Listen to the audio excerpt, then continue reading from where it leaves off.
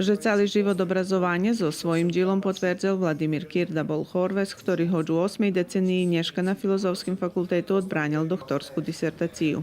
Ja u 74. roku teraz zakončujem svoje studiji, počel som na 20 roky, takže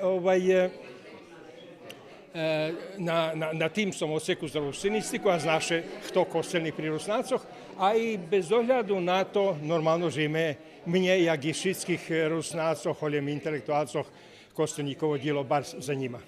Tema disertaciji Utopija u džilu Havrila Kosteljnika i Herberta Georgea Wellsa poslovog mentora akademika Julijana Tamaša značna iz teorijnog aspektu, poneže fenomen utopiji filozofski, socijalni i literaturni problem. У Кириловій тезі на подлогі аналізі нашого Костельника, його живота і діла, і живота і діла Джорджа Херберта Велса, і на корпусу, значить, їх творах, окончена так звана аналіза, або інтерпретація, толковання Костельникових і Велсових творів зі становиска Евдолаca se vola teorijski filozofski problem utopiju. Popri mentora akademika Julijana Tamaša u komisiji bili i profesore dr. Dragan Koković, dr. Mihajlo Fejsa i dr. Stevan Konstantinović.